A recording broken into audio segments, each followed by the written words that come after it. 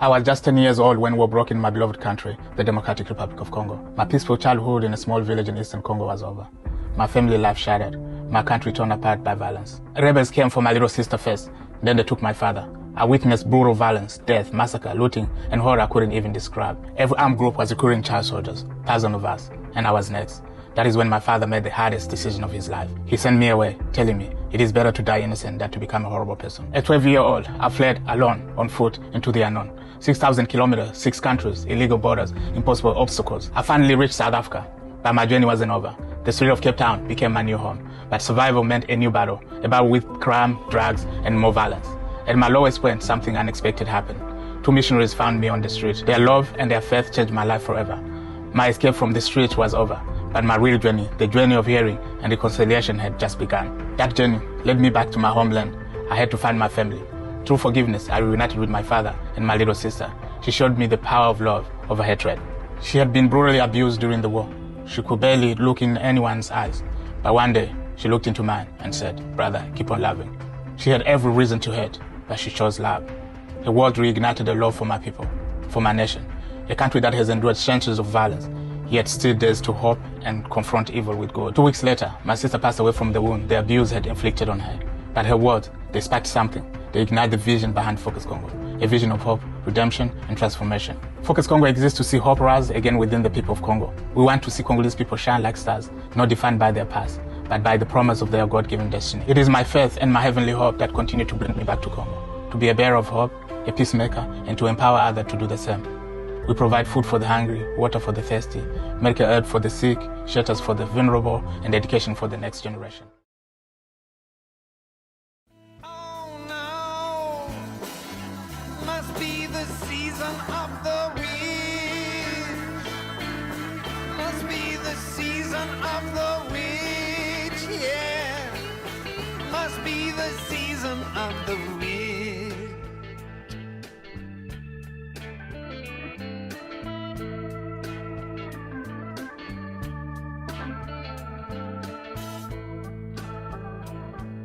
Welcome back to Total Disclosure. My name's Ty, and I am the host of the program. Today marks something that, or an era that I've been looking forward to for quite some time. This has been building and building and building. We're finally here and having some sort of semblance of going from, remote interviews, which I don't really like. You don't feel the energy as much. But today we flew in our guest, and I'm super excited to have this discussion. We have today someone who's been on the show before. The episode we did previous is still in my top 20. She is a experiencer and former military veteran and whistleblower. Michaela Fachar has traveled into Boston and at TDP Studios for today's discussion. How you doing? I'm good. How are you? I'm fantastic. Again, it's been a really long road coming and seeing the conversation go from boxes on a computer screen to flying people in and, being able to feel the energy. I caught that bug when I did my first few in-person interviews at Contact in the Desert last year. And I knew that was the next step the show needed.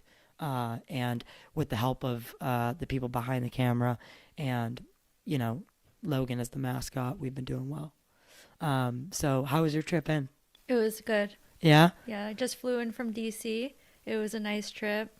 Met Gene at the airport. Yeah, he's wonderful, right? Yeah, incredible. Former military, so it's easy to acclimate and talk to. And so our last conversation was really, really, really interesting. A lot of people, that was right after the bombing or not the bombing, but when the Tesla caught fire outside of Trump Tower in Vegas, the Matthew Livelsberger stuff. And that's kind of how I got to know you, through that scenario. So for anyone who doesn't know or maybe doesn't remember, can you give me just a little bit of an introduction and background on who you are? Sure. My name is Michaela Fachar. I was an Air Force veteran. worked in intelligence. I worked in the intelligence community. I've held several civilian jobs in the IC, which is short for intelligence community. I was an all-source intelligence analyst in the Air Force Reserve. I did a deployment to Al Udeid Air Base in Qatar, and then I've also done a few active duty stints here and there, to include Kirtland Air Force Base in New Mexico, where I did counter space intelligence for Air Force Research Laboratory. Wow. So you have quite the background in intelligence and all source is it an all source analyst? Yes. Right. So you're collecting data from several all sources and kind of whittling it down to a package that you can deliver to someone in the field, maybe, or your higher ups. Is that kind of how it works? Correct. What brought you into the UAP community, going from, a very young person who seemed to have the world by the grips and you could do whatever you wanted? How did you end up here today? Like, how'd you get into the UFO world? Was it a sighting or is it something else? After my deployment to Al Udeid Air Base in Qatar, I came back. I started my first semester at Georgetown University's School of Foreign Service. Mm-hmm. This was in fall of 2021.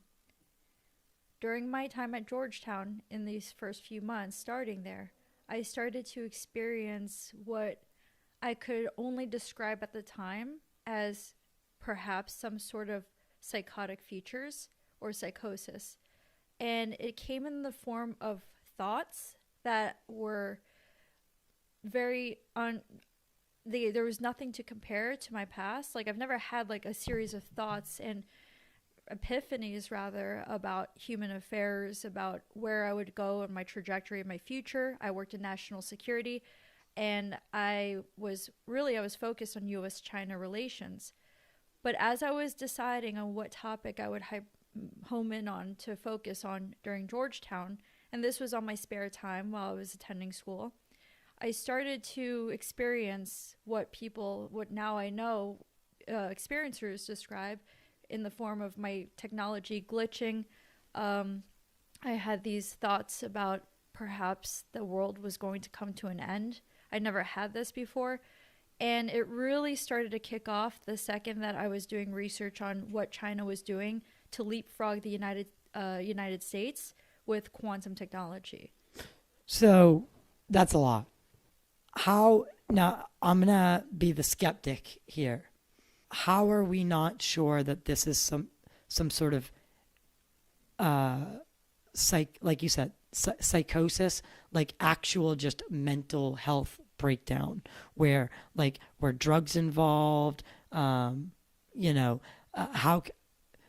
are you sure that it wasn't that versus something else? Sure. So I started taking Strattera because I was having trouble focusing when I got back from my deployment.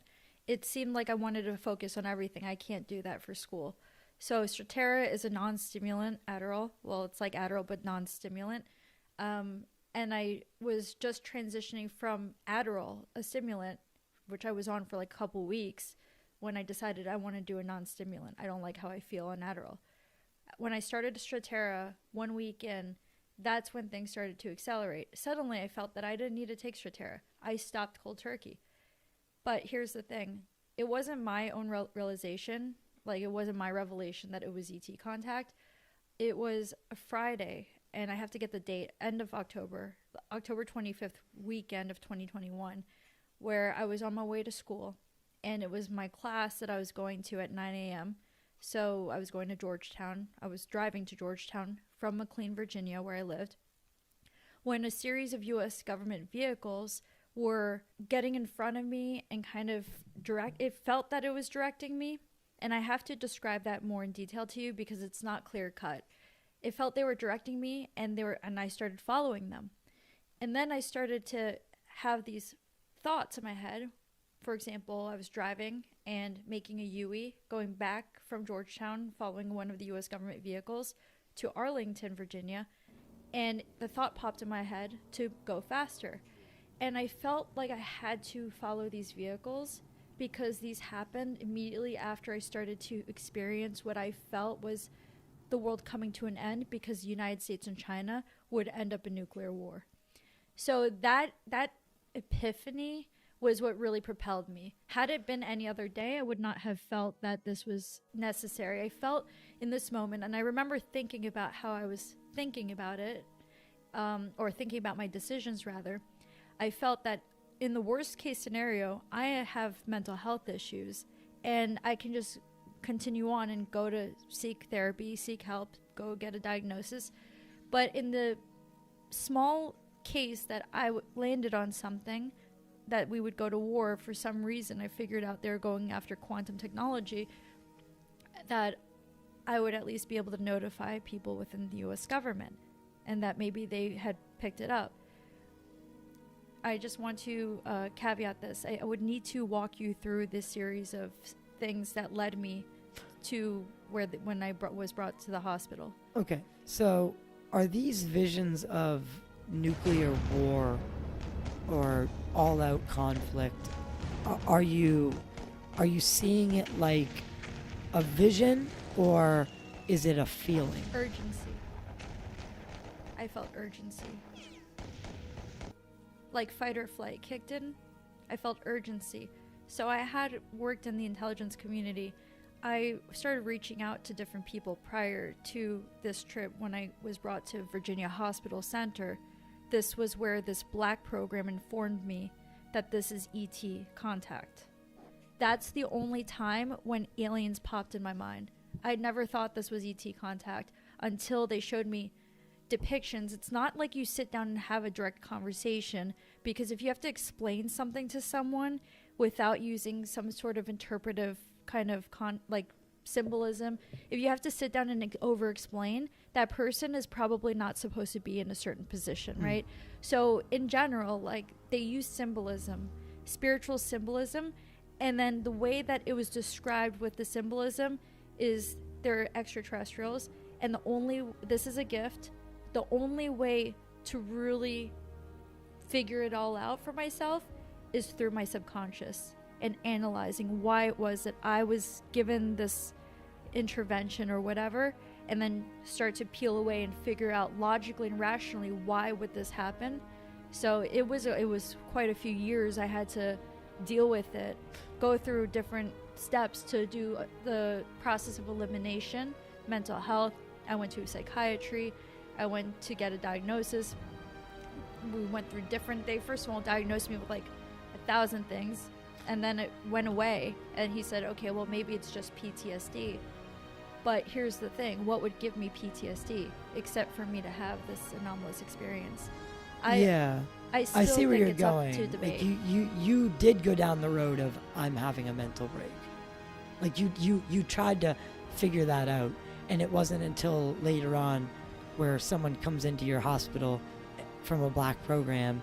And so I gotta ask you, I have to ask, I wouldn't be doing my job if I didn't. I want to talk about that visit, okay? First off, how are we not sure that they're doing something like do you know Richard Benowitz, the story of Benowitz with Rick Doty? So Kirtland Air Force Base, by the way, it ties into, because you said you were at Kirtland, right? After. But I'm saying. Yeah. So I was literally, hear me out I on this, wanted to see if they had the UFO program, because I started to get really obsessed with figuring out why, like, there's some nexus between this and disclosure. So I volunteered. I applied for a summer stint at Kirtland Air Force Base with Air Force Research Laboratory. Can you do me a favor and look up the Paul Benowitz story and just get me the detail on it? So essentially what happens is Paul Benowitz, he's a con comms guy, and he's also a UFO researcher. He decides that he's going to monitor the radio and all the, the ham radio signals, all the signals. He's pretty good at it too, because he picks up on something that the Air Force did not want him to know. So they dispatched Doty, who was then at that time assigned to OSI. So he was essentially tasked with, and what they came up with was they told Paul, hey, you saw, I think what you got is aliens. I think what you came across is extraterrestrial. I think you're onto something. And they fed him so much bullshit that he started to think that he was working with the government now. He ended up killing himself because he was institutionalized. Rick Doty, obviously, he says that he had a relationship with Paul. He cared for him. But that his boss they were pressuring him because he did garner access to a black program. It just wasn't alien. It was stealth, and they wanted to steer him away from that. Do I have that right? Yeah. Essentially. And when did Paul Benowitz kill himself? Or commit unaliving? I was right at looking into the fact that he was looking into MK Ultra specifically. Yeah, but that was at Kirtland. Yeah. So, I know. I looked into and that. So how are we sure? And again, I ask this because other people will ask if I don't. How are we sure they're not doing something similar? So my process of elimination. I never had another encounter with the U.S. government related to this incident. They let me go. My initial feeling was, oh, wow, this is a gift and aliens are real. I remember, and I was still inflicted because it was a kind of a stunning experience. I remember calling my childhood friend who I never spoke about extraterrestrials with. I didn't care about that. And I said, guess what? The U.S. government brought me to a mental hospital and told me that ETs are real. She's like, and she's a pharmacist. She's like, okay, and what are we taking? And then I realized, I said, oh, dang, they really, that was smart, because I realized that I don't sound that... That sentence inherently sounds bad. Yeah. I was at a mental hospital and the government told me that aliens exist. Yeah. Doesn't sound like it's inherently conundric. Yeah. And I think I just made up a word, conundric. But so okay, back to, tell me, was it men in suits? Bring me back to that moment. What was going through your mind when they're telling you this stuff? Bring me back there. Mm-hmm. What was said? Did they label it extraterrestrial? Then let me go back to the night prior to this. That's when my internet started to glitch out. I was having all these thoughts about not really consciousness, but quantum physics, and maybe we're not categorizing the war with China correctly, and they're going after quantum technology. We're not prioritizing. I was racing. You understand? I'm looking at different data, different assumptions to try to understand. Okay, where should I go when I'm with my career, so that I can focus on filling in a niche, Niche, yeah. Yeah, tomato, gap. tomato. Exactly. My English is my first language, sorry. So I was trying to figure this out. And YouTube, this is when I had some impulsive decision making. I don't watch anything about celebrities or Hollywood or anything like this. But YouTube, there's a video recommended to me. Very bizarre, considering I don't look at that kind of content. I clicked it immediately. It was almost instinctual. This is when I start to fall into this psychotic state, because it feels so intentional. It feels like I'm intentional, but it's not me, because I rationally would just not care for some celebrity video. In this video, I don't even know who this content creator is. He was an Asian guy. He was speaking about the relationship between fans and celebrities and K-pop celebrities.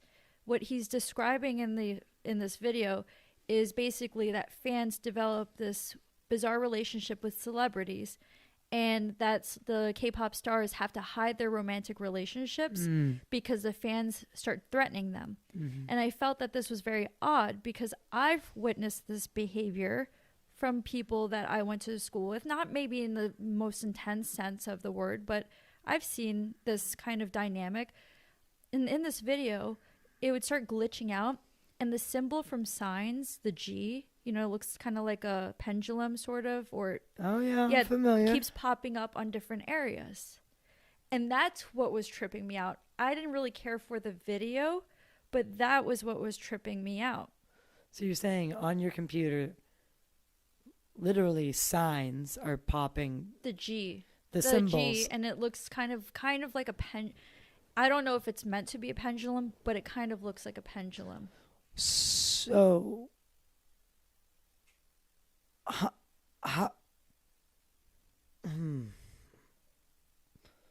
So what happens next? I'm like, my hands on the desk. I'm like, no way, dude. Like, this is not like, I'm like, I can't. I already know I'm falling. You know what I'm doing during this time while I'm like, I feel myself kind of losing grip with reality because of this thing going on and this like weird dynamic that I feel like something is like propelling me. I don't feel like it's ET or anything like that. But I do feel this is very different. I'm doing math, like basic GRE math questions to make sure that I still have my rational mind. I'm still like doing like the GRE questions. I had a GRE book. So I'm making sure, okay, like let me make sure I'm still grounded in reality while this is going on. That was the night before I was compelled to go to the hospital. Okay. And then we're at the hospital. And tell me about the people that tell you that come in and tell you this. So bring me back. In the hospital, so the last car that brought me to the hospital, and I had never heard of Virginia Hospital Center. I've never been to a hospital like in Virginia, and never been to anywhere for mental health issues. So that was another, actually I should have asked that sooner. So no prior history of any disassociation or problems with perception of reality, no mental health diagnosis prior to this episode? No. Okay. Okay. Besides getting the recent Strattera medication. Right. Adderall medication. So you check into the hospital?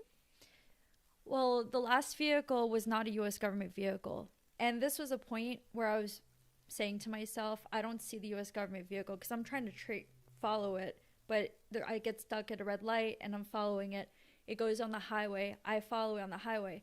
And as I'm about to approach Arlington, I said, you know what? Like, I need to go. I'm going to just go straight to Georgetown. We have free mental health services called CAPS. I'm going to go straight to counseling and get this figured out because I can't afford. I'm going to school, very expensive school. I can't afford to, and I have a top secret clearance. Right. So I just, at this point, I'm like, I can't risk having a mental health profile, but I can't risk whatever I'm doing right now. So I get off the highway. It's Arlington, Virginia. I'm in the left lane so that you can literally go over the bridge and go back. So I could go back towards Georgetown, towards school. Mm-hmm. And I'm in the left lane, right? It can left turn only. The car in front of me is a regular gray, not unmarked, nothing out of the ordinary, just a regular civilian vehicle or personal vehicle. And the guy has his right blinker on, but it's only left turn. And then he puts his hand out the window like this for me. And I said, I feel like that he's signaling me. So then I feel again that intense feeling of compulsion to follow him. And I follow him. He turns into Virginia Hospital Center, which I didn't even know it was a hospital. I didn't even know where I was going. I thought I was, obviously, I felt like maybe this is a black program or something. But no, they brought me to the hospital. Go in there. I park my vehicle. I leave my phone in the car. And I follow him. He's a black dude, maybe like around my age, black guy with glasses. I follow him to the elevator it's like the parking lot of the hospital. And while we're waiting for the elevator, I'm kind of standing there trying to play it cool because I thought, this is some kind of black program. It feels government-ish. I had nuclear war feelings. I speak Mandarin. Maybe I don't know. Maybe they're interested in me, and but I'm still trying to understand where I'm standing with my perception of reality too. Right. So the whole time you're actually having mental breakdown, kind of like you're like grasping on to make sure that I'm contending with, okay, what is the situation I'm in right now? And did he say anything to you? Yeah, he said one thing to me. Well, two things. The first thing is we're waiting for the elevator. He doesn't talk to me. I'm not going to talk to him because I said, I know a thing or two about this, so no, I'm not going to do it. You're not going to open up dialogue. Yeah, because I'm like, I don't know what's going on. And one of the people who's like a normal hospital patient, has like a baby. She presses the elevator, and it's one elevator only can go up from this like parking level. And he says that, hey, like he said, look at the arrow. The arrow says it's going down, but you're going up. And I look at it and I realize the arrow is upside down. I said, oh yeah, huh. And then I don't know what to say, so I follow him. Doesn't say anything. I follow him to a doctor's office, and I'm not sure what they want, but it kind of feels like a test. So he brings me to the orthopedic office, which is not related, obviously, to mental health. And then he just plops himself right down on the chair, and he sits like this, and he looks at me. So I'm like, I look at him. I'm trying to play it cool because I'm like, I don't want to look crazy, right? I can kind of like stifle it. I'm aware that there's an internal feeling of what this reality is, and there's an external. I'm going to keep the lines separate so that I don't humiliate myself. And I'm standing there, I'm waiting in line, and he looks at me, he says, are you just going to wait in line? So then I feel that this is maybe me having to prove something, that I'm not going to wait in line, that I know what's going on. I had no idea what was going on. So I just go reach the doors where the private, the patient, inpatient intake offices are in the orthopedic surgeon, like that section. I go all around and I go into the hallway, and, the front desk where the people were waiting wraps around. Yeah. So I just go beeline straight to that, and I try to check myself in. I play it cool. The woman who's working the front, probably admin or an assistant, doesn't act out of the ordinary, doesn't think I'm out of the ordinary because I'm playing it real cool. And she says, who are you here to see? Well, you don't know. Well, so I'm like, okay, this has to be government. This has to be military. Maybe, right? But where's like the gray area where I can like try to see if it was connected maybe to my service in working in one of the 3-letter agencies. I know not a psychiatrist, he's a psychologist. I had worked in an office where there was our army psychologist in the office in the summer. So I name drop him because I'm like, that's the only person I could imagine. Maybe they have like their connections, because why would a government, if it is government, reach out to me? Nope, they don't have his name there. And I just play along. I say, oh, okay. I must be at the wrong office. I'm gonna have to go check. So I go and I leave the office. I'm like screw this. Sorry, I don't want to curse. I'm like, screw this. I'm not humiliating myself, like my ego is just like, it knows, right? Like I'm certain boundaries. So I'm like, now this is like a game. This person, they're playing games. I'm pretty sure it's the government and they're playing games, which is really like, is really irritating me at that point. But I say, you know what? I have no choice. I'm just having mental health issues, if anyone asks, because they can do that like kind of thing where they're intentional, but then they can pretend, they do like these kind of games. So I said, okay, I'm just going to beeline to behavioral health unit. I go straight to behavioral health. I say, you know what? Just check me in at this point. I don't care. They'll do a diagnostic, whatever. But I go to the behavioral health unit. I go to the elopement zone, which is like a barricaded door. So it's an in-house prison for people who are mentally unstable. And once you're in. The door's locked behind you. Yeah. So there was like a phone in front of the door, and I don't know why my like association keeps deferring back to government. It looks like a skiff at that time. So I keep flipping, right? I'm like, I'm getting mental health, but there's like this association that keeps associating this experience with my time in the skiff. So I pick up the phone. Can you, sorry. Mm-hmm. Can you explain what a skiff is? Just for anyone who doesn't know. It was like a special, it's a compartmentalized. Secure, compartmentalized information facility. Mm-hmm. So it's a place where top secret people go to talk about top secret shit in the open. No technology allowed. Go ahead. And we work in them. We just like a 9-to-5 job. We're just being a skiff. And sorry. I just dial 0. Someone picks up and is a little confused. She says, hello? I said, hi. I feel like I have to be here. I feel like I have to be seen. And she says, okay, who are you? I said, I'm just someone who walked into the hospital and I need to be seen. And she says, okay. I'm coming right out. 1 second. She comes right out.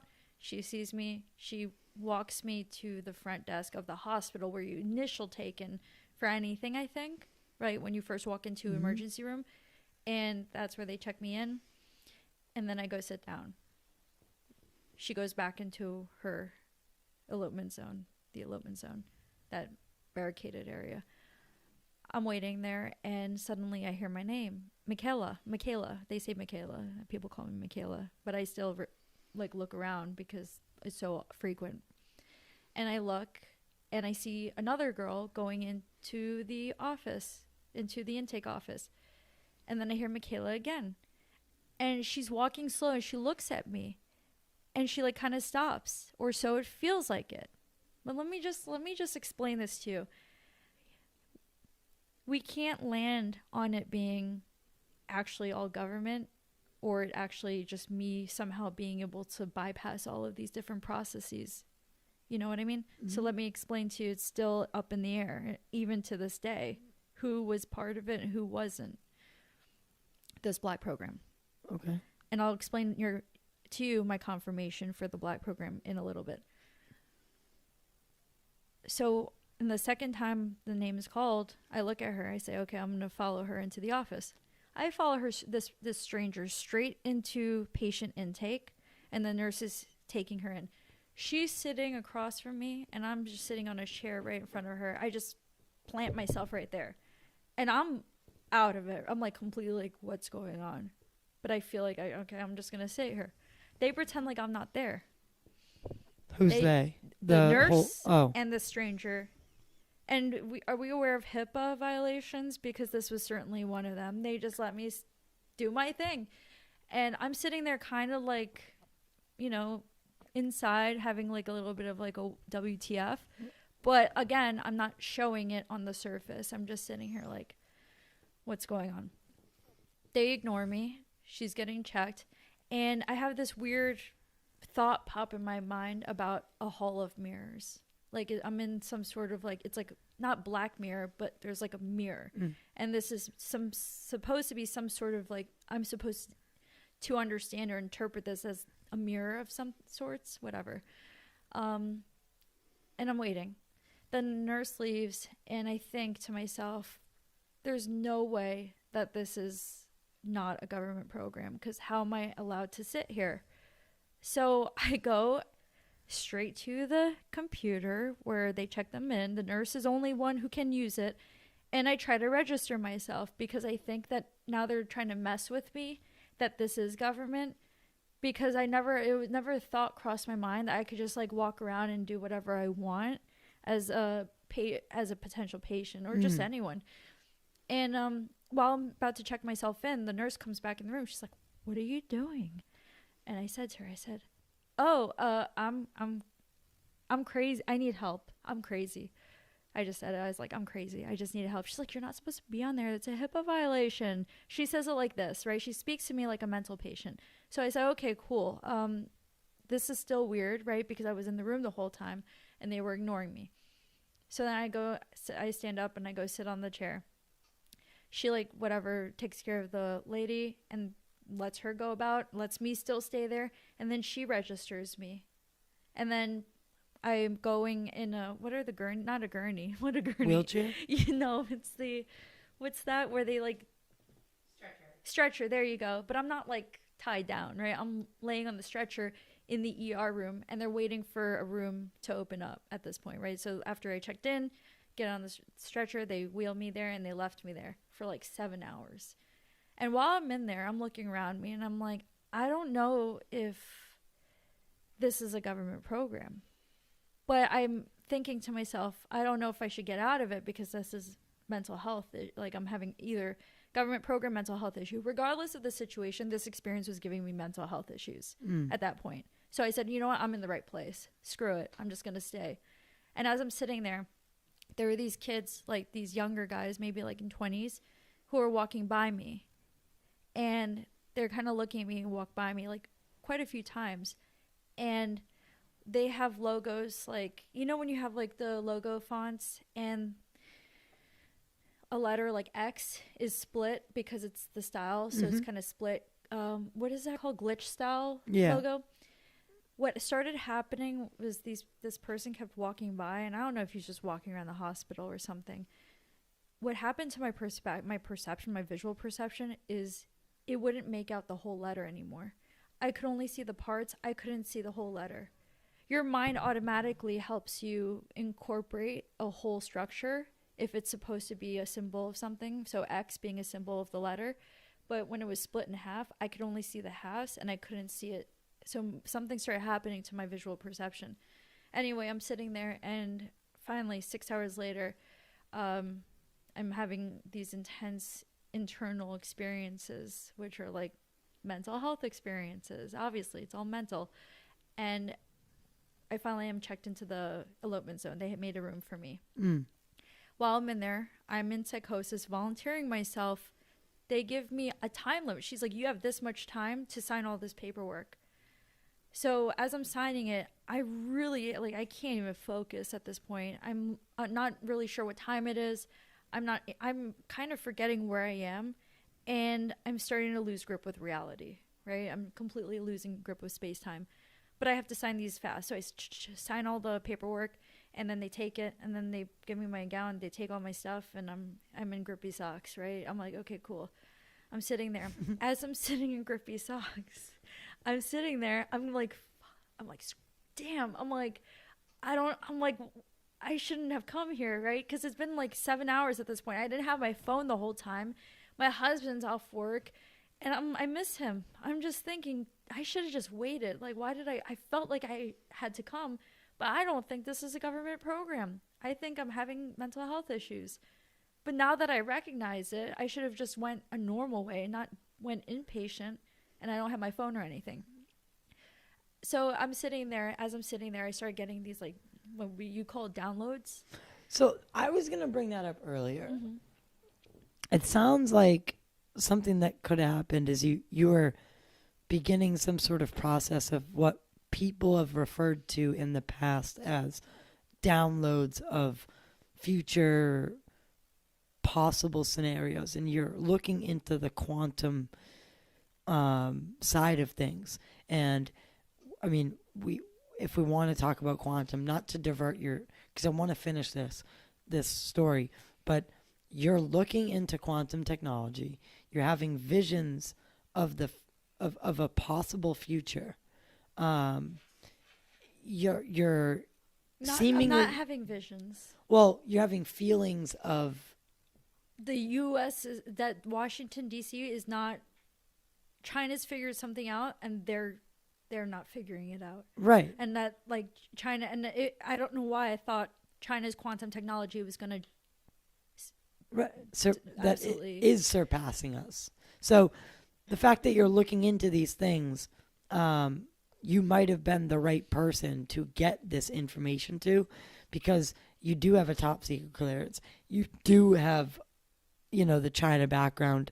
And maybe. So I wanted to say it earlier, but this download idea, it starts to make sense, right? So we're skipping forward a little bit due to time.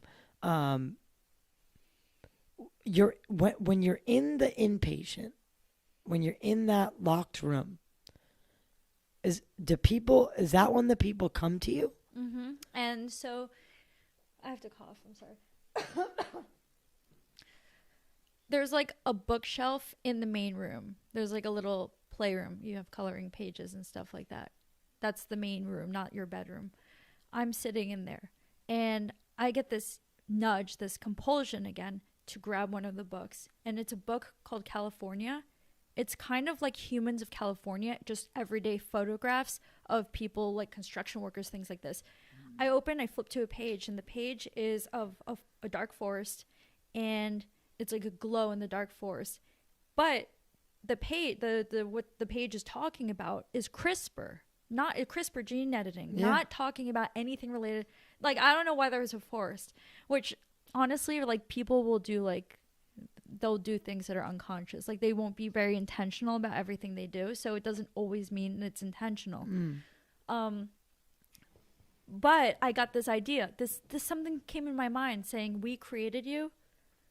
And I didn't know, but it was the first time I was like, is this like some sort of, I entertained extraterrestrial, like they genetically edited humanity.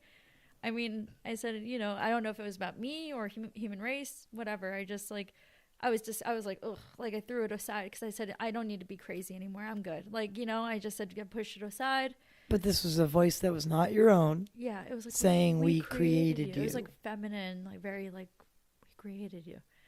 But again, I'm like, I don't need this, right? I'm not trying to be like anywhere cuckoo. Like, I just need to figure out this is like a government thing or whatever. While I'm sitting there, there was a doctor. Oh, not a doctor. But I think he was a worker, and he was from Pakistan, and he was Muslim. He told me, and he asked me. He pulls me aside. He's like, I want to ask you a question, and he pulls me aside. He said, I'm the CEO of Google.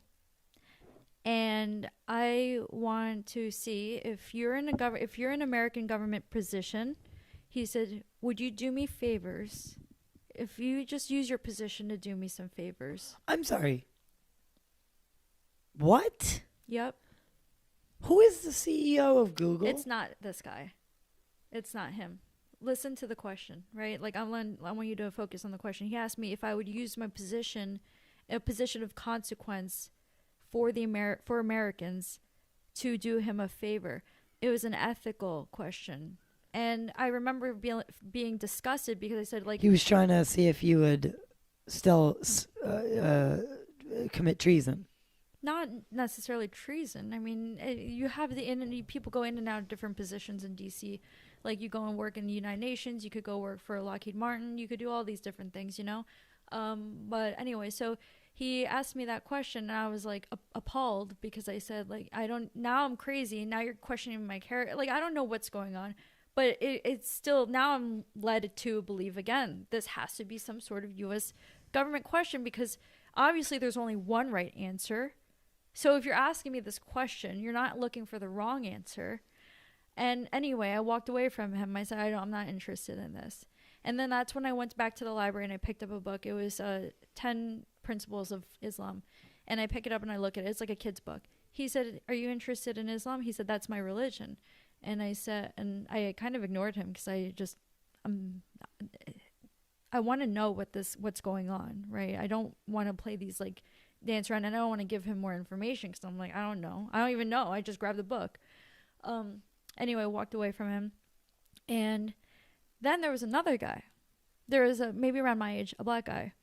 And he sits by me, right? So these people are like engaging with me. This guy sits by me. There's a little desk and there's 2 chairs. He sits in that chair. He's like, I'm so tired. And he says it to me. He's like, I'm so tired. What do you recommend I do? I'm so tired. And then he keeps lifting his butt cheeks and farting. And like, usually, like, I would be I don't know, appalled.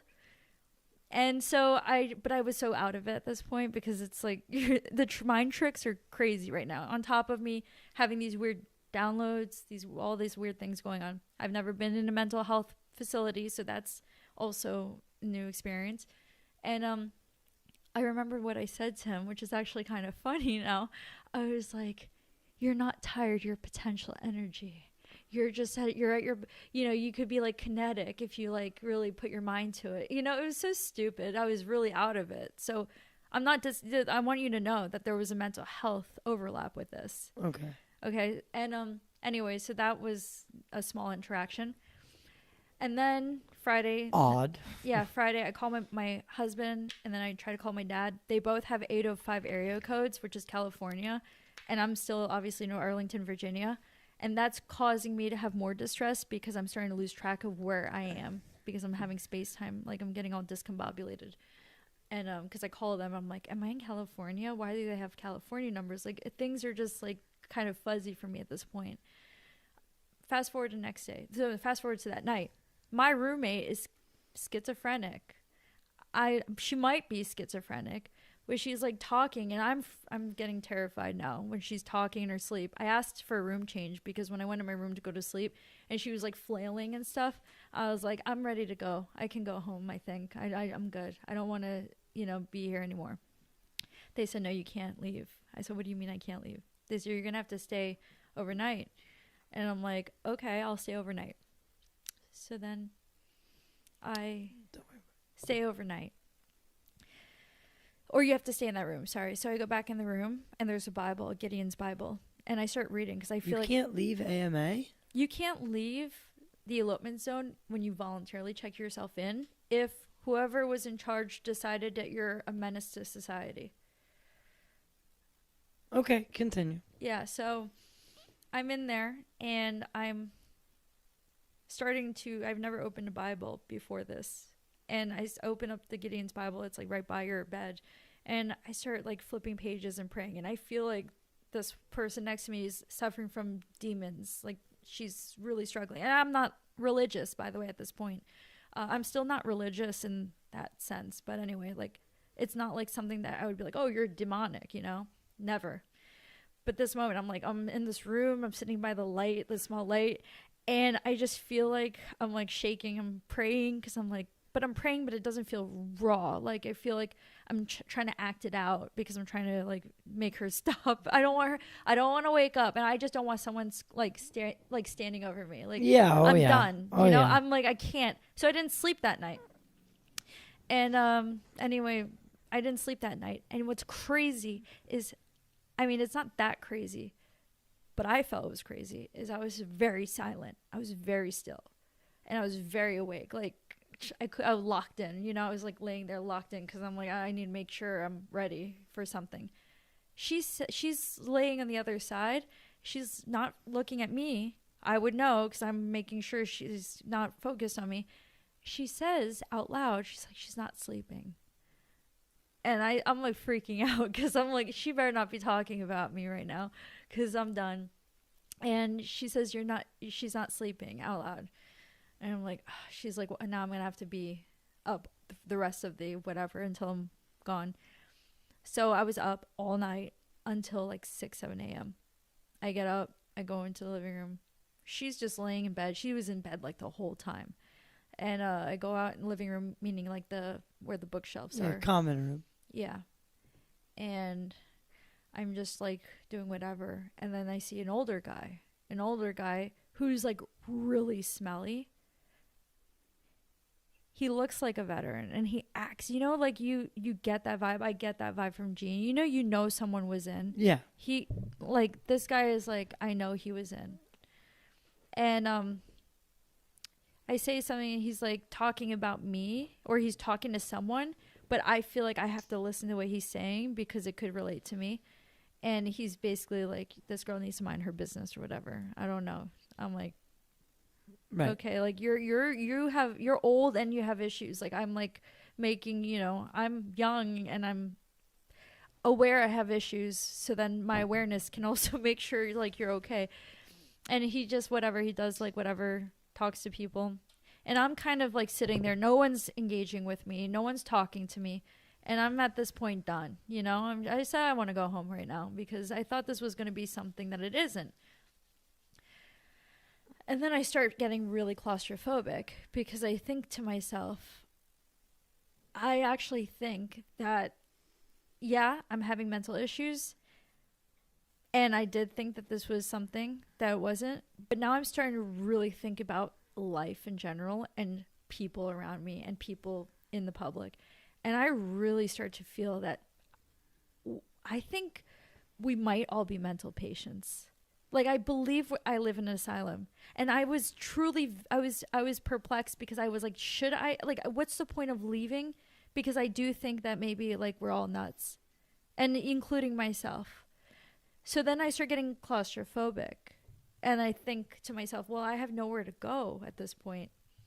And that's when I walk into the main hallway. I'm pacing, kind of not pacing. I'm walking past the desk where the nurses are, and they're reading a magazine or something. And the woman looks up at me, and I'm pretending to like have my clipboard with all like the intake forms and stuff. I'm walking towards the escape door, the elopement door. It has elopement on it, right? I walk towards it, and I realize actually like there's nowhere to go, because I'm starting to feel like, oh my, like I think this is like just all like, you know, I think it's all like screwed. And then I drop to the floor. I start flailing. I freak. I throw my clipboard. I'm like, I don't care anymore. And I remember this just came out of me. I was like, I will let you all die. I don't care. I'm done. I don't care. And I just realized that after that was my nuclear war code that like kind of right tripped me out, because I thought we were going to enter nuclear war. So I storm into my bedroom. I'm screaming, and I'm like crying, because I'm like, I'm so like, I'm ready to peace out, right? I just like, if I just like my soul left and I was gone, I'd be good, right? Let's go back to space, whatever. Not suicidal. I'm just saying like just to exit the body, you know? Okay. And I was screaming. As I'm screaming, nurse comes in. These guys, one of the guys who was walking by me, like they look like kind of like 20-year-olds, but they're like, they used to be scared guy. Like they look like young, like just not in government. They have like a camera, and they come in. The nurse plays it cool, just like they played it cool when I first entered the hospital, when I went to the intake room. And remember when I was sitting in front of the stranger, and they were just like, yeah, it's business as usual. Nurse pretends it's business as usual. She's like, you're not supposed to be here, she says to them. It's a hospital. I don't even entertain it at this point. I just drop on the bed, and I'm like, done. I drop in the bed. I'm like, I don't give a fuck anymore. I don't care, because it's just too much going on. One of the doctors comes in, like this older lady, and she injects me with something, and I knocked out. I wake up at nighttime, and the reason why I know that is we have a window. It's nighttime, and it's dark in my room, and my schizophrenic partner is next to me. She's laying in her bed doing whatever, and I'm looking up. There's a projection. Like, it looks like, you know, if you have your projector, it looks like your projector is at the screen, but I don't recall having a projector ever anywhere around me. So I'm looking up, and it looks like the screen's on the ceiling, and it looks like prison bars, like a jail cell. And behind the jail cell, a bunch of green-looking stick figure aliens. It's animated, so it's like a cartoon, like 2-dimensional. And I'm looking at this like, I'm kind of like mellow. I'm mellow because I just woke up from whatever they injected me with. And I look at this. They show me, they use SpongeBob references. They show me Mr. Krabs, and they said, like, they show like money signs, and then they show him, the aliens disappear. They show him behind this jail cell crying, and like it's like he's stuck in jail. That's like the reference, like he's stuck in this jail cell. And then they show me I get this visual pop in my mind, a visual of like sort of like what would be trickle down economics, where you have like a pyramidal hierarchy, and then it shows me like person at the top of the hierarchy with more power and wealth, and it shows it like going down the hierarchy, and then I see a big red X in my mind. It's like, no, that's wrong. And it's trying to explain to me that you shouldn't be looking at like things like this. I don't really understand at this point either, but it's in reference to greed. It's in reference to Mr. Krabs being stuck in a jail cell in this cartoon depiction. It showed me green aliens. I'm like, I don't know what the green aliens are for. And then that's when they show me the green aliens giving me a gold present. And then the gift box opens, and all these symbols that I've only like thought would be maybe like, I don't know anything about the Illuminati at that point. I still don't really know what it is, but besides like some like shadow cabal or whatever. Yeah. But it was the ancient Egyptian Ankh. They showed me the chakra system, like unlocking all the chakras. They showed me all the spiritual imagery of like things that would be in reference to like Holy Grail, I guess, which I still don't really know what that is. And after they would flash me a series of symbols, the jail cell had a door in the back, but it was a door that like went downstairs. And it's like the only idea that I got is the only way you get out of the jail, apparently I was in jail, is you go downstairs, meaning you have to investigate yourself to understand why everything led you to here, and what it is about yourself that might be keeping you in a metaphoric jail or something. Or compartmentalized. Perhaps. Like, if you think about the mind as a penitentiary, right? Each thought or each thing locked away, you know, and you need to get out of there. I see the metaphor. I mean, I'm sure it could be taken many ways.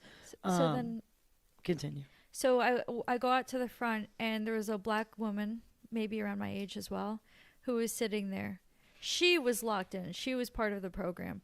She sits there and she's smirking as I go to her. And the first time I go to her, it was after the gift box opened. And she looks at me. She's like, "What do you think it is?" I said, using terminology. I'm sorry, the nurse is now asking you? I don't know if she's a nurse. This is a new lady, a black lady. But. And she had a BLM bracelet, like a. But she's asking you about what you just saw. Yeah. But she wasn't in that room. No, I have to go out to the front where usually where they all are. She's the only one sitting there at that point.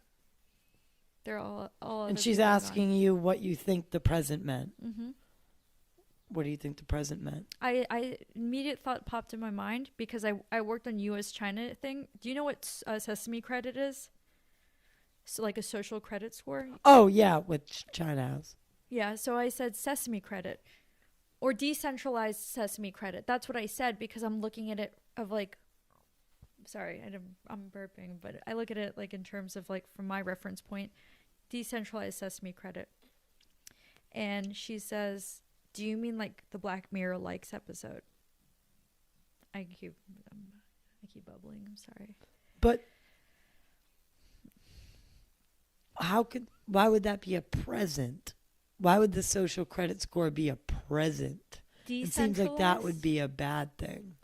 Decentralized. Good question. You know? Because there was a bunch of spiritual imagery, which, by the way, when I went back, that's when the spiritual imagery took root. Well, they showed them. And then I went back, and then she said, "What do you think it is?" And I'm like, "It's not the Illuminati." That was the only. I don't even know what it is. I thought it was a conspiracy, but I'm like, this is all a conspiracy. I'm like, what the heck is going on? Shit, it might be real. So I said Illuminati, and she's like, "Yeah." Here's the thing, Ty. I don't know if they're just letting me say what I have to say. Though she did correct me when I said decentralized Sesame credit. She did correct me and say like the likes episode.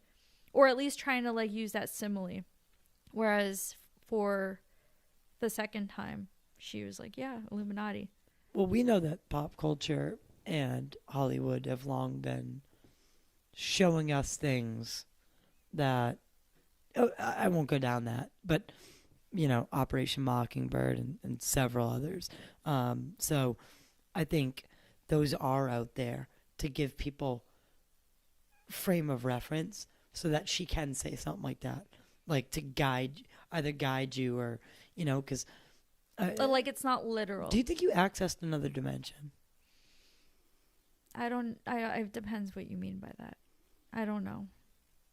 I think there's I don't know, multi-dimensional, like there's higher dimensional understanding of things, and then there's lower dimensional understanding of things. Of the nature of things. And we choose whether we want to hold on to lower dimensional interpretations or the higher dimensional ones. Like, for instance, like in relation to maybe like certain issues that are contentious in the public might have more higher dimensional details that warrant to have that elicit that kind of emotional response. But we'll have an emotional response or reaction anyway regardless of whether we have that access to that other information or even have sought out that information. You know what I mean? So Yeah. so I think that like it's dependent on what what our discussion is on. When you check into a mental facility, is your top secret clearance, whoever monitors that stuff, does that get flagged right away? No, because I didn't report it, because when I found out it was U.S. government, I'm like, I'm not reporting it. It's only going to hurt me, and no one's going to believe that I was brought there by the U.S. government. So you think that these vehicles essentially guided you in some form or fashion, for lack of a better term, to this site that is a mental facility, maybe more. Mm-hmm. And that's where you got the confirmation that what you were experiencing was A, not normal, but B, something that they know. They know it happens to people, and they are monitoring those people. So I don't know the details. But is that fair? A fair assessment? Sure, yeah. I mean, I would probably like check in on me after that. Right. I mean, when do you leave the hospital? so I got into an argument. I got into an argument when they told me to stay Friday with Health and Human Services, because I said to them, if I'm having mental health issues, why are you giving me a time limit to sign intake forms, and then not letting me know, hey, guess what? The way you came in voluntarily, that doesn't work going out. Because my decision making would be a lot different. So I got into an argument with him. The reason why is Health and Human Services, they had like the bulky laptop. They said, well, you're going to have to ask because the doctor left already. And the doctor is the one who has to let you go. And he deemed you a threat, menace to society, a threat to society. So then I'm talking to the guy, and I'm like saying to him, he said, you have two choices. You can volunteer to stay until tomorrow when the doctor comes back, or you can volunteer, you could be forced to stay here until Monday, and then you have to have it in court. You have to get a lawyer in court, and it's in the hospital court, and they have to determine whether you can go. And I said to him, I said, well, you're not really giving me a choice, right? Because it's not volunteering till tomorrow. Like, I'm volunteering right now. Like, that's not a voluntary act. He's like, no, we're going to call it's like volunteer. And I said, stop saying that. I said, you know what? I said, I'm going to like, no, because I don't want to like be forced to like words. Like, I'm like, this is not a voluntary situation. And the fact that he said it means it's a SOP. He's not just pulling it out. Someone said, oh, it's voluntary if we force him to stay until when a doctor sees him. Got it. You know, so I'm like, I'm going to get a lawyer. Whatever. Okay.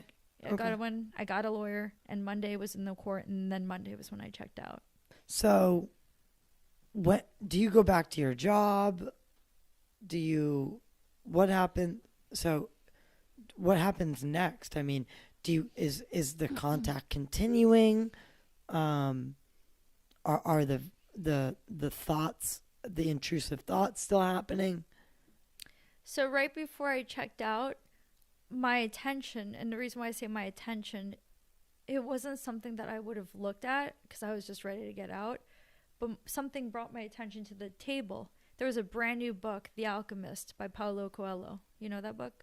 I do not. It's a book on purpose. And, The Alchemist? Mm-hmm. It's a book on purpose, Paulo Coelho. And I felt the compulsion again, pick up the book and take it. And as I was I read a little bit of it. And when I was checked out of the hospital, I forgot. I said, oh, wait, I took your book by accident. They said, no, you can keep it. I was like, okay. Okay. Yeah. I finished it. It's a good book. I mean, a lot of people, you should read it. I will. So where do you go from now? Where do you go from there? Because do you go back to work? Like, I go back to school. You back to school? Mm-hmm. Your top security clearance is still intact? No one knows. Okay.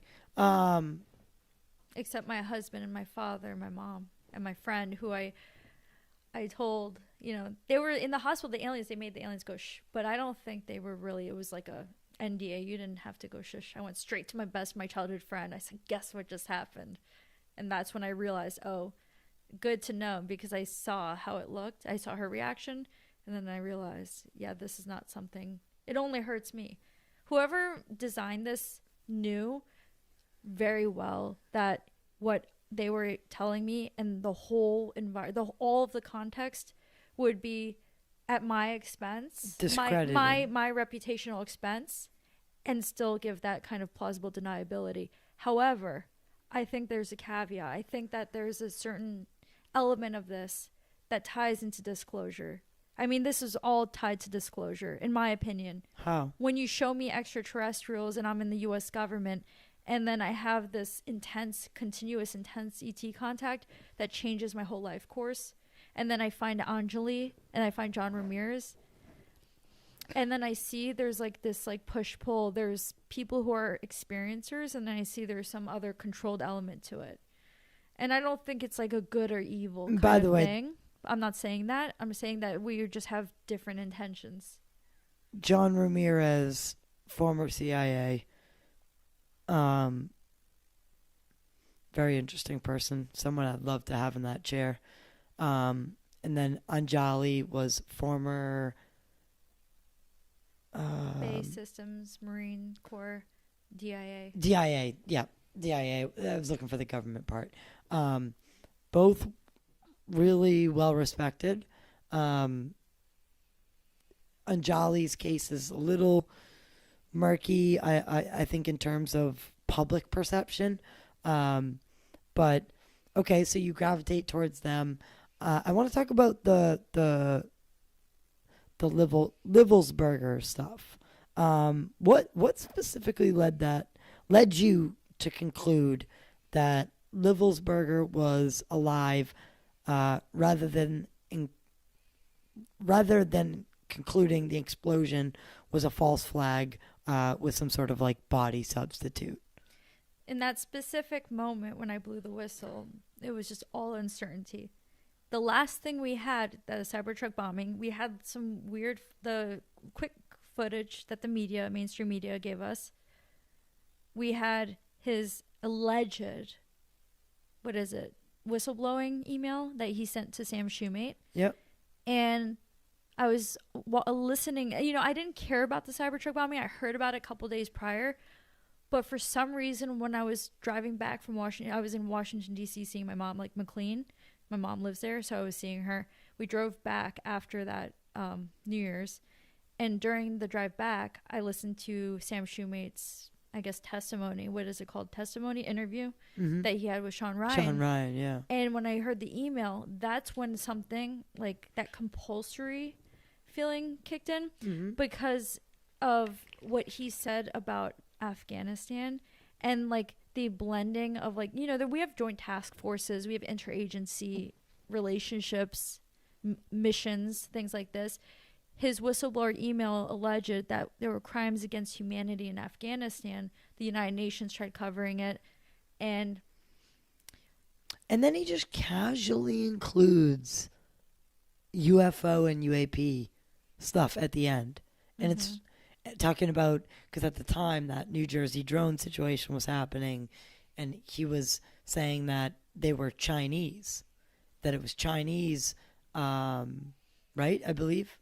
So the core of his message was so similar to what I had initially experienced. Right. When I had this, like, I'm like, the U.S. government has a relation with this hospital, they disclosure and like something, whatever I had happened, which the public just doesn't know. And I feel like they still have a hard time understanding that, like, their idea of like how dynamics are like very, and it's not always nefarious, it's just like much more complex, like I'm saying, like, for example, the Operation Mockingbird, we're starting to get to know that, but I just feel like now MAGA is finally catching up that people are pay for play influencers. I'm like, y'all didn't think that they were gonna get ahead of this? Like, I mean, come on. Like, I mean, like, I seem to be figuring things out quicker. And but die hard, like... I'm not saying that as, like, in the ego or anything. It's just because of what I had experienced personally. Like, if I wasn't for that, I would be I probably would be just out working somewhere. You know, I wouldn't be focused on any of this. But in the loyal, the people you thought were most like MAGA loyal, like Tucker Carlson, Marjorie Taylor Greene, you know, Megyn Kelly, all those people have seemingly walked back their support for the current setup of that administration. Yeah, I think that we take for granted, and I just like to give them like some, not, I don't know, I guess I don't know credit because I don't know at what cost they backtracked. I mean, they gained an audience because there's like a fracture, but like you have a bigger pool of audience for like not backtracking from certain things.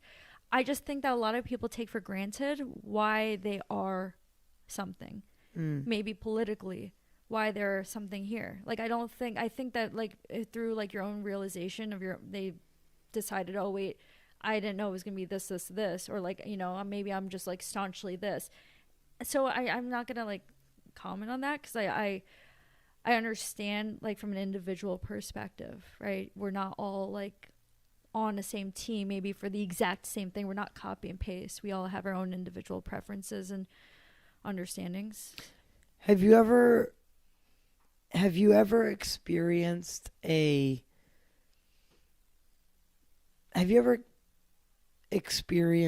being or something that was like more physical? Grays. I woke up like half a year later at 3 a.m. just in my own bed, and I saw like the little, like, they kind of look like Invader Zim. They kind of looked like it a little bit, and it was kind of almost looking like a projection into my room, but it was around my bed. And when I saw them, I was terrified. I started like screaming, but I couldn't move, and I tried like covering my eyes. They flashed a nuclear war mushroom cloud and then started zapping me in brutal pain. Like it felt like electric shocks after they showed me the image of nuclear war. And then so again, they're showing you catastrophe, just like the other thing. What do you make of that? Given what you know, like your background training, where the geopolitical framework is right now, they're trying to warn you, it seems. I think that they have possible like more control over the world than we have. The beings, the visitors. Yeah, I think it's like sometimes it's invisible hand. Like my God is the only thing that gets me through everything, and my faith in God got stronger because I'm unwaverable when it comes to what my values are. Right. I don't care what people say, and I don't care if like anyone, like, I'm just unwaverable. So my faith in God is a lot stronger. God's stronger than them. And however, I do believe that they have, and they intervene in subtle ways that we might not even perceive. And they also have I believe that they do have a huge hand in like creativity. Not fully. God, I'm going to speak to a religious or like a non like ET audience. I'm not saying it's not God. Creativity comes from God, right? Because it's like from your soul. But I do think that there's some kind of role that they play as like a muse. I think that's the way that I want to, Bingo. A muse. It's interesting that you brought that up. You spoke about this feeling, right? Like this, do you think that you were targeted with some sort of directed energy weapon? You said you were describing, I can't remember what it was, but you were describing how it felt like your insides were burning. Like they were twisting my intestines. It was really painful. Right. I've only had this kind of feeling. I hate it. Is like when you pull your muscle in your abdomen, that awful feeling. That's what it felt like. It was really like bad. That started in like February, March of 2023. And I actually had my it started while I was in uniform during a drill weekend, where I started hearing their voice, auditory hallucinations, but it was intentional because at that point I had seen the ETs. I was told about ETs, but from an outsider, I'm having schizophrenia, psychosis, whatever you name it. But the voices were telling me, you're not supposed to be in uniform. You're not supposed to be doing this. This is not your job. You're supposed to be doing something else. And at that point, I'm thinking, you just showed me nuclear war. Like, what do you, I'm like, I mean, I'm not good at, my Mandarin's not good. But I feel that I have a good grasp of U.S.-China relations. Like, it should be here, you know? And why do you think? Well, I'll get there in a minute. Have you submitted any formal whistleblower, like, testimony to the intelligence community, Inspector General? And if not, what would prevent you from doing so? No. Why? Because it was I was impulsive when I did it on X. It was during the Sean Ryan, they were talking on whatever. Yeah, you were a little frustrated with the lack of answers you were getting back, right? Because you felt you had some... No, because it's not personal to me, but I was worried. I was just like, you know what? I think my information. So do you think he's alive? So I'm not sure. Like, at the time, we didn't know. And I'm like, why don't we assume, right? Why do we just like, ooh, UFO, shiny object? Like, I'm like, bro, like a Green Beret who's about to retire, like either had a mental break or something else. And he referenced something that's factually, the United Nations looked into allegations of United States war crimes in Afghanistan. Yeah. And I looked at the report. It was civilian facilities, or like they were used to manufacture drugs. The majority of them were civilians. Do you think something similar happened to him that happened to you? I don't know. And you know, like I don't know. I just who knows? The wife, I listened to his wife's testimony. She's the one who's gonna know. Okay. And if anyone, I mean, she, you know, the family. Fair enough. I respect the family. I deleted my ex because I got like 20,000 followers, and it felt like no one followed up with my whistleblower complaint. Tim Burchett spoke to Tim Burchett. Yep. His office reached out, and then I said, "Hey, when do you want to get the information?" Look, like, can I just say something really quick? Like, when I say I blew the whistle, I'm saying that these are things that happened when I was deployed, and I can give the people who have a need to know the actual dates. I can give you my team members. I can give you the office. It's where it is located, as far as a few of the things that I saw during my deployment. So that were paradoxical. What you're talking about when you're not talking about UFO whistleblowing. You're talking about crimes whistleblowing. I'm talking about there's something that doesn't add up in our American foreign policy and the U.S. military.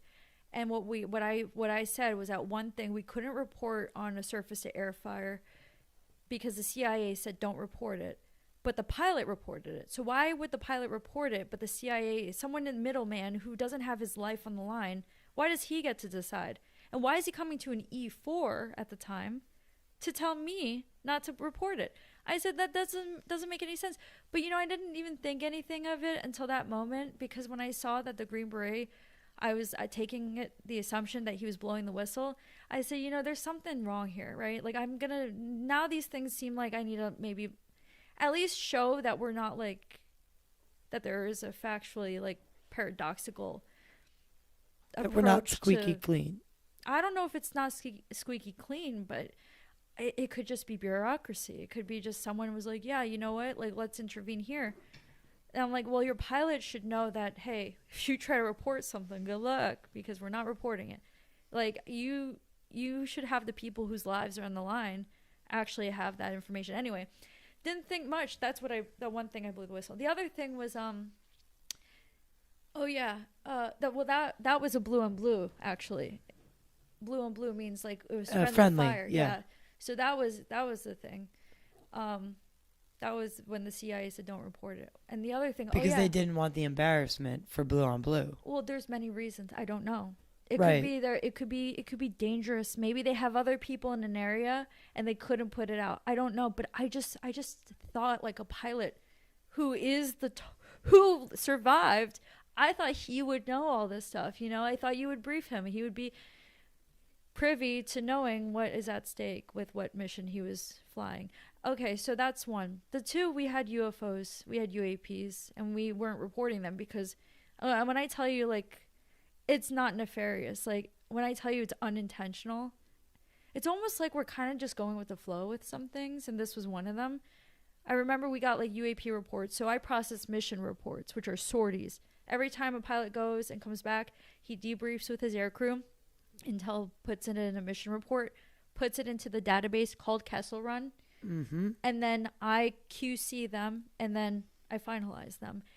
I take significant activities, which are events that happen during their flight. So, like, it could be like a interception, like with a fighter, which just mean interception could literally mean a Sioux just like came up and like looked at them. It doesn't mean they came right in front of them, but that's something we report. We report UAVs, unmanned aerial vehicles. So, like, if we see them, guard calls. If you get too close to a border of Iran or something, they're like, stay away from the border, you know, like that. We report how many of those we get and stuff. And we got quite a few mission reports that had UFOs, and they were called different things: unknown bogey, UAP, UFO. I like UBA. No, I don't know. There's a B in one of the acronyms. I don't know what it's called. Anyway, they had different names, and they were all coming from like distinctly like task forces in like areas like mostly I think more of like around Iraq and stuff. But anyway, I'm not gonna go too much into it because I'm like I get you, right? And so we weren't reporting it. I remember thinking to myself, and I wasn't married, like I wasn't married to any idea of it. I said we should report things that we don't know, right? We should just be like, I don't know. Even if we don't know, just let people know there's something we don't know, and we need to make sure like you guys are aware of it. Because if you see it and you don't know, then we all don't know, right? Like then we can all like get on that page. But we're not reporting it because we're just like we don't know what it is, and we don't have a framework. We don't have a point of reference. The standard operating procedure doesn't say it. And I remember we got like quite a few per week. Like it was real consistent. And I said to myself, I'm gonna go on JWIX. You know what JWIX is? Yeah, I do. I don't know what the acronym is. I don't know the. It's when you have a top secret SCI clearance, which is what I had, and a lot of people have in intelligence community, you have access to JWIX. It's like having internet. It's just having internet. We have our own form of Google. It's not Google. Yeah, it's an intranet. Yeah. It's not an internet. It's an intranet. So it's a searchable database for that in data set. As long as you have a clearance you get that credential and you're good to go. And you can look up videos and all these different things. So I would type in UFO and just try, like, I literally just a broad, regular search UFO or a Boolean. Well, Rep Luna just made a call for, how many videos was it? 46 videos by name from these servers. Yeah, we have a lot. I mean, we had enough. Did you ever see anything that would, not in detail, not like anything the public hasn't seen. Like they're all pretty much like similar. The wild one that I saw that I ended up seeing Fox News has a photo of, I don't know if the video is public, was Mosul Orb. That was crazy. I saw the video and I was like, you're zoomed in on the house. If you look at the photo, you're zoomed in. We do pattern of life analysis. So if there's like a potential like target of interest, not a target meaning but you want to stalk them, we have our Reapers that will hover, which are unmanned. UAVs. Yeah, they're unmanned. So they're the M9s, right? I'm awful. I don't remember anything. So right? One of MQ9 and stuff. MQ9. And RQ4 and stuff. Okay, so here, let me tell you really quick. So the orb comes out. It's not an orb. It's like a metal sphere. It comes very slowly in front of the camera. And that's when I felt that this is something that seems to be like it wants to like be acknowledged. So it wanted to be seen. Yeah, and that's what I blew the whistle on, right? Like I'm just like there's a myriad of things I've experienced that I didn't think had any value whatsoever. And our government is classifying these into a classified server, most likely because of All of our mission reports are classified. Right, but like location and the asset collection. Right. It's not the actual UAV that's classified, but No, it's the you have the assets information on the Right. videos, so they have to go through a clearance process so for that. essentially what The foreign disclosure officer, but that would be for FTO, and then probably PA for going public right. affairs. What do you make of things like Trump's recent proclamation of declassifying the quote unquote alien and UFO files? Is there, do you think that this is something they'll go through with? If he feels like it's the right thing to do, I think so. I mean, would it be everything? No. And I think the point of disclosure, well, not, I don't know the government, but I'll tell you the point of like why. If you can just look at it in terms of being a higher being. Okay, if you had like a young civilization, right? If they needed to be developed, right, and they're still like more like in the evolutionary scale beforehand, why would you? And you want them to be individually, right? You have to have them individually. They grow individually. You don't grow as a collective. Your cells are changing for yourself, not for anyone else, right? So why would you have it so that they would continue to appeal to an authority? You want them to have more self-determination individually. So like it's not just like, oh, like the government has to do it. I mean, it wouldn't be logical. I mean, I look at it just from like working with children. You don't just like make it like, I mean, you want obedience, but let's say you have people who are adults, right? You don't just do it like this. Right. You have to have a little bit hands-on, hands-off. But I mean, I can't go into the weeds. I don't know. I'm speculating, but I'm telling you from the ET contact I have, it's hands-on and hands-off. It's not about like appealing to the government. Do you think that I don't like to say extraterrestrial or alien, but because you say it, do you think that there are ETs that are control? Because we think we're in control of disclosure. Do you think that we might not be, and that they are actually in control of whether the information is disclosed to the public? Like, did they have the ultimate say? They have more macro level perspective. They would, right? They would have a more macro level perspective. Right. I mean, like, it would be crazy if you think that, like, it would be crazy. Like, I mean, like, look at Bilderberg Group.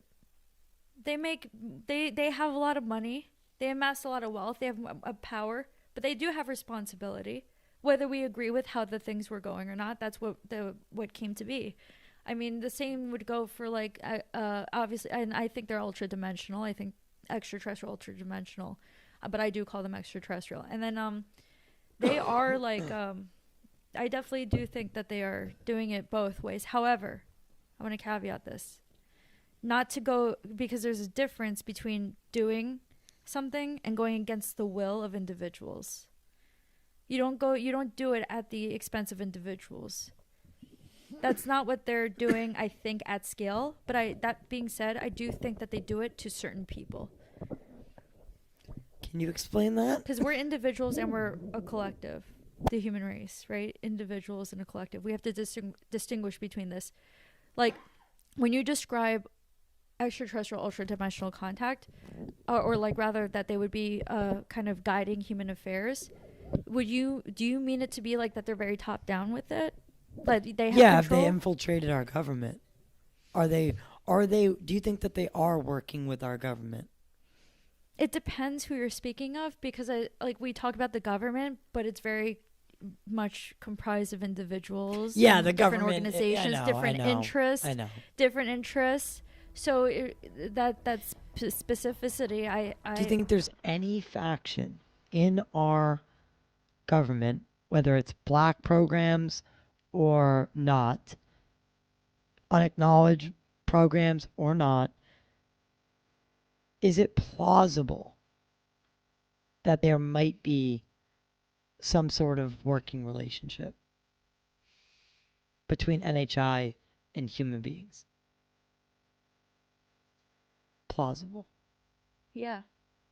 You know, the former, I think, chief of aerospace, Haim Eshed. Chaim Eshed, he even stated, he said he worked at the highest level unit, what was it, Unit 81 or something in Israel.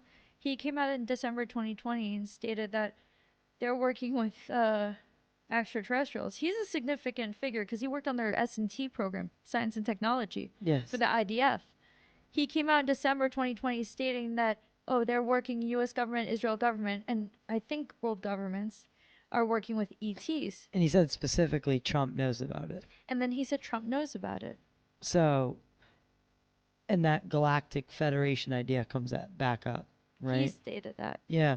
So, and again, like you said, this is the Israeli, like defense minister or whatever.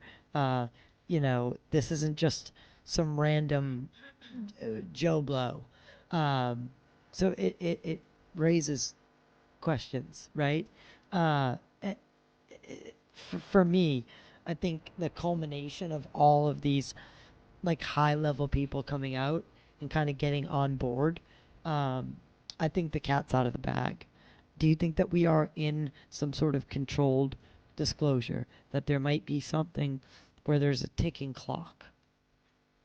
Yeah. And here, so can I reference this? This is my ET contact. Led me to evaluating my priorities. I was in Georgetown University School of Foreign Service, and U.S. China going to war with each other. Do you think that people in the Congo want to be part of nuclear war after they're being tormented in East Congo? Children bashed heads. I don't know what I can say. I'm gonna be careful. Women raped. Like all this, and then Focus Congo is out there. Pappy O'Ryan is building schools. So they don't want nuclear war, and they're going through the worst thing today. Sorry. So okay. So my question is this: are we all on board? And do they have a voice? The people who are really collectively suffering the most, collectively, I'm not saying individually because we have awful things happening here too, right, in our neighborhoods. But collectively, when I look at it from geopolitical, which disclosure seems to be from the government, very geopolitically related and political, right, more macro level of analysis. Building schools. I just was in December with Machine Gun Preacher, Sam Childers, he rescues child rebel soldiers. He from not just like, oh, we're gonna just do LGBTQ in a country where it's not allowed and we spend a bunch of taxpayer dollars there. No, A to Z. Rescues children from the bush. They don't have parents because it's strict, right? He's not taking them from parents unless temporarily they have some sort of disability and the mom is begging them to get the kid help. Right. And they need approval from the government. They're working, but A to Z, getting them jobs when they grow up or sending them to university. Some of them work in the South Sudan government. These things wouldn't be happening. If God was like there's nuclear war, right? If God was going to be like there's nuclear war. So if there's going to be nuclear war, it's not of God. So it's of something else. Whatever you want to call it. But God seems to be working towards a future, a positive future. In these places. But it's just not on the news. It's just not a topic of interest for people. It's not a conversation. How can people I'll put the link for they have a website, I'm sure, right? Focus Congo, and I gave you the video. Yeah, I'll put that in the description below. It's a organization that I would love to the show, we could donate some money and play our part the best we can. And to everyone who's involved in that, with yourself, like even with yourself, I saw you over there doing your thing. That reminds me that there is tangible good in this world. But you look at something like the Epstein files, which proves to me that there's tangible evil. So just like there's probably good ET, do you suspect that there's indifferent or malevolent ET, and maybe this is what our ancestors called demons or gods? I think it's up to interpretation also, even just broadly. I say mine's good, but guess what? Like, what would I let them do? It only me letting them use me to do some bad. Then it's bad. Was it all great? No, it was like torture. When I told you, when I was electric shocks and fight or flight mode kicked up and all these different things going on, but like just the whole experience is just obviously traumatic. They certainly can recognize that. I think it's like objectively like horrific. They can just you can measure it. Like people are not happy when they're in like psychosis and things like that. But I think it's up to interpretation. It really is. It's all good and evil. I think the spiritual warfare is the best way to describe it. Whether it's ET, ultra dimensional, jinn, the angels, demon, all of that, I think is accurate. Where do you see disclosure in the next? Do you think the world is ready for disclosure? I think the way Capital that D. early adopters, the way technology works, there's early adopters, the critical point, all that stuff. Whatever, I don't know. I think that the experiencers are the fundamental part of the equation, the connecting node. I think the government and the UAPs and that is imperative because it's unveiling things that the public was not previously privy to. The privy gets to be exposed to this. And I'm not really involved in, I'm not a UFO researcher at all. Like I just speak to other experiencers and like here and there. I'm focused on this and I'm in school right now for opticianry. Hopefully to like open a business with my mom and then be able to do like more of this. And but I think it's all connected. I'm not in charge of it. I can't really speak to what their plan is with the government but I think that just bringing light to it is all positive. Right. How have your experiences with ET continued? Mm-hmm. Like to this day? Yeah. Can you? We're right around wrapped. We have a few minutes, but can you tell me what is continuing to happen? Like, give me a summary of maybe one of your most recent experiences. Dreams, tactile sensations. I see movement. It looks like when gas or heat on pavement. Yes. On a hot, you see like that, but it has outline. Like I see it moving around, not all the time. Many different things. But any visitations. Guidance, sometimes guidance, but I can decide whether I want to it's not like you do this, okay, I'm just like a puppet, right? Like there'll be some ideas and things and I'm like, oh, that's interesting, and then I can toss it aside or I can use it. I'm like, oh, that's a good idea, but they're like this, and I can tell when it's them and when it's me, but it's not something that is who I am is fundamental. Because you ask someone else who's an experiencer, they're gonna tell you they're all evil. All of them are evil, right? I mean, it's one subjective. It's different for each individual, who has it. And then me, I'm not I don't need to I'm not really interested in speaking about it every day. However, I like to speak to people who ask me questions like you. I'm really honored to be here. I'm really glad that I'm here. Actually, I really was the most comfortable on your podcast out of all of the podcasts that I've been on last year. And now that I'm a year far from it, I look back at ours. I was like, yeah, that was the one. That was the one. Ty was the real. There was not. I'm not saying they're not real. I love everyone. I met Tony. I met UFO. Good Morning UFO. Incredible people. And Nino, but the boxer. It was not from my experience, but other things. But I was like, Ty is. I liked how I felt and I liked how I was. I was just feeling very raw and authentic, and I was kind of venting to you at that point because I was like, where the heck is Congress? Tim Burchard's posting a steak. He's like, that's a good steak. I was like, bro, like Matt Livelsberg, like it's a shitty steak. It's not that great. It was not that great. And we didn't know what was going on with Matt Livelsberg. I'm sorry. I'm sure you make better steaks than that. Yeah. Not for the time. We're making inroads with other members as well. We have big plans going forward with other people that are more local to New England. So I really can't wait to just jump into that and see where it goes. But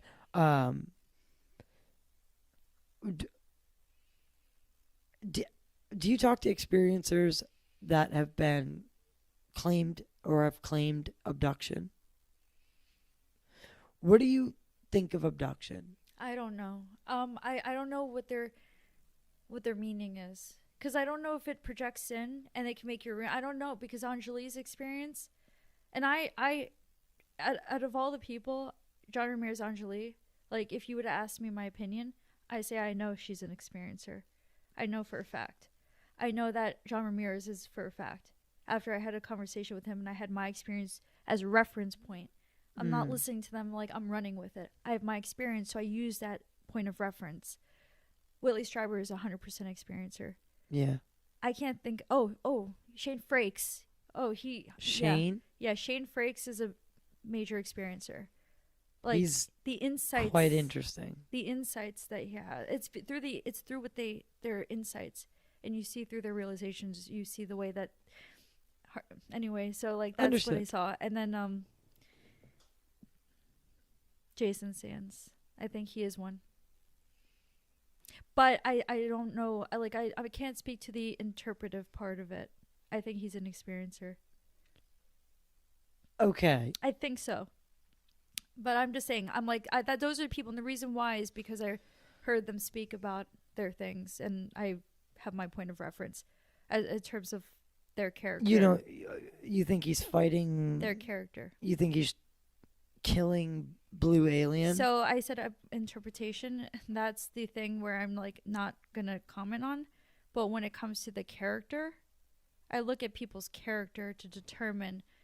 Now, whether they're interpreting things, whether they're interpreting it the way that it's supposed to be, or way that it actually is, it's subjective. I don't know. What do you think's happening out there at Groom Lake? I don't know. Like I'll only give you my opinion, and then like I look at character before I make other determinations. Like I think he's experienced whether they interpret it the way that it actually is. I don't know. I'm not going to comment on that. Do you believe Bob Lazar? For instance, like have you seen that movie that just came out? S4, the Bob Lazar story. Mm-mm. Well, maybe I'll rent it for you tonight, and you can watch it. It's, I mean, can I be honest? I just don't want to. Oh, I'm not interested. Really? I really when I tell you like, as far as my experience and stuff, I'm not interested in like I watched a few when I was like really trying to figure it out. I'm not. Kind of makes me like you more. Really, I'm just not interested. That you're just not interested in any of that other shit. Bob Lazar seems fun. He got drunk on Joe Rogan. I know, but here's my thing. I might have to cut this out, so hit me with a timer marker. He goes on Rogan twice, right? The biggest, arguably, actually not even arguably, it's the biggest podcast, period. It's the biggest stage, period. And he crumbles both times.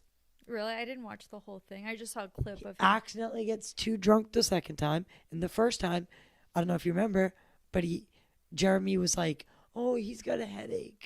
He's got a headache. He's nervous. And then I fed him McDonald's, and he really doesn't feel well.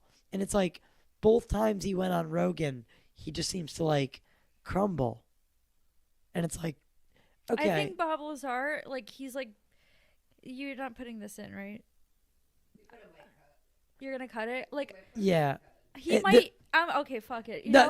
What? He might be getting it. Bob Lazar. You like? I feel like he's getting slapped around. Like I think they do whatever they want to him. Now is it like I think he's letting it to a lot of external things. If Jeremy Corbyn, no one's speaking for me, right? Like I'm not going on a show and Jeremy's gonna be like my tummy hurts. I was like fucking like tuck that pussy away. Like I'm good. Like dude, like no, I love you. seriously. Just a side note. Like, don't make me sound like that, because I'm gonna tell you to stop it. I'm gonna stand up for myself. So when I see someone being spoken for on behalf, I'm like, who? Like, you elected your speech. So I think he's getting ragged a little bit. If you think he's crumbling, I didn't watch the whole thing. Going based on what you said, he's a lot of it's letting other people make decisions. So I agree. I don't know. I think Bob's actually quite a genuine man, like in his self, but you can clearly see that he's being used in some sort of endeavor by the UFO researchers. He's making appearances on four shows. One of them was Rogan, Weaponized with Corbell and Knapp, Area 52 with Chris Ramsey, and American Alchemy with Jesse Michaels. That's the only podcast that he's doing. And they have all... So Bob Lazar did the live show with Ramsey and Jesse is really connected with Rogan. So it's just an echo chamber. And Corbell and Knapp with Rogan, they're always on. It's just... So it is interesting. I'll put this as a members only part, but... The pussy part? Yeah. When I run for president, you're gonna have to get rid. That's locker room talk. Yeah. I'm just kidding.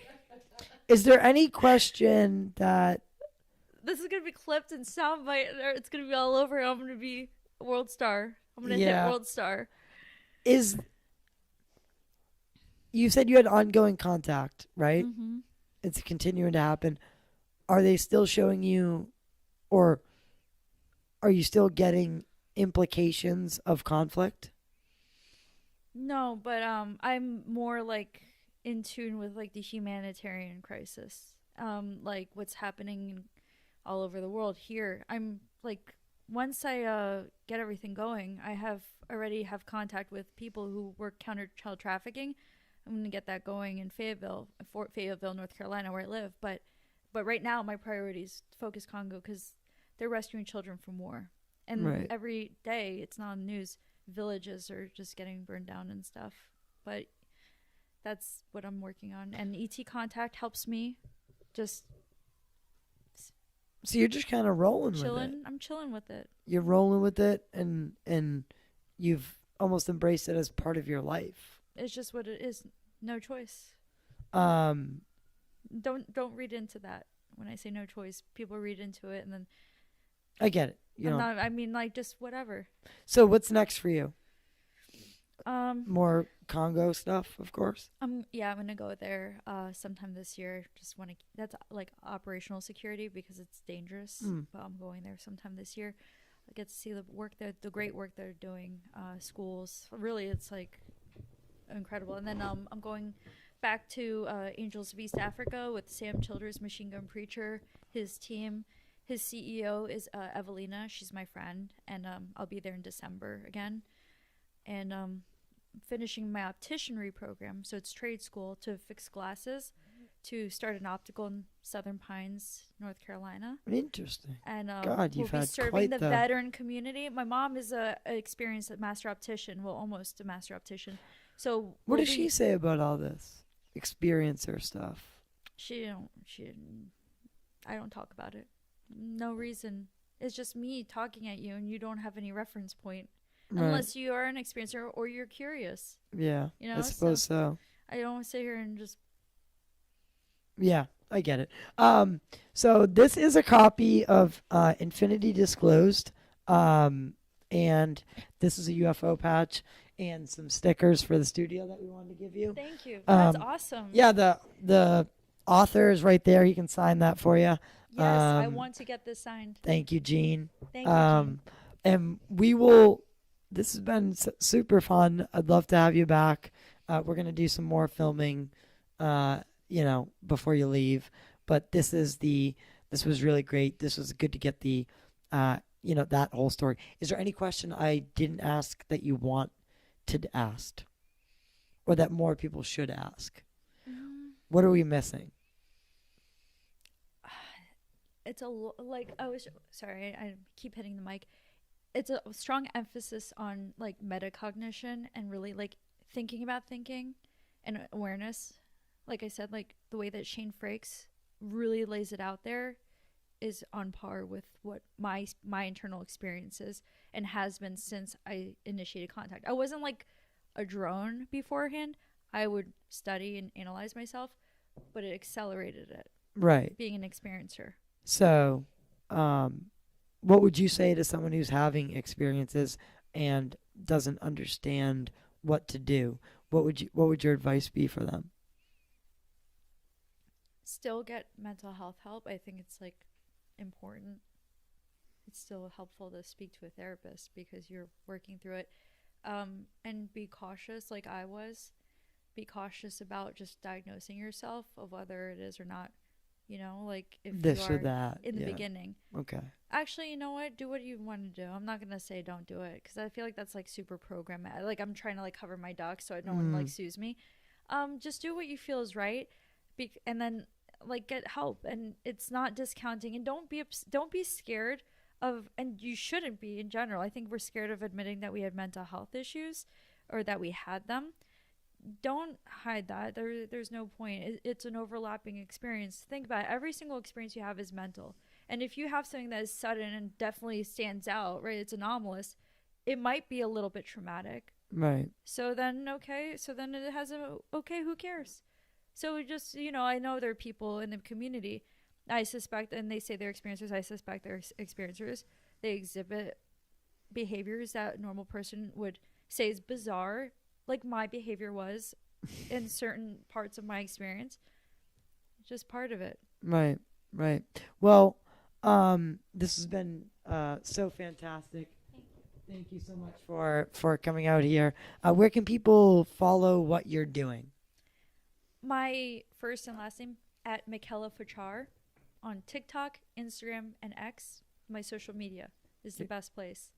Okay. We'll put the links in the description below. To everyone who is watching, make sure you like, share, and subscribe. Definitely check out Focus Congo, and if you can, give them a donation. I'd love to see. If you're going to give us a donation, just give it to them, and that'd be lovely. If you're listening on one of the main podcast platforms, make sure to leave a review and rate the show. It helps us the most with getting to a broader audiences so we can fly more people in, like our dear Michaela here, and just bring better content and more lively conversations. So with that being said, everyone stay humble, stay kind, and we'll see you on the other side.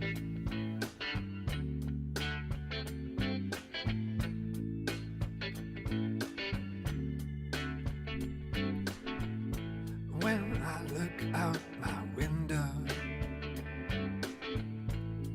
many sights to see.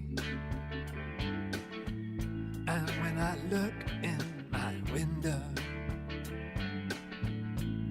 so many different people to be, that it's strange,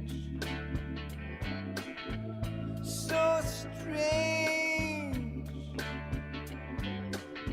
You got to pick up every stitch. You got to pick up every stitch. Put that up. Let me see it. You got to pick up every stitch. Oh, must be the season of the witch.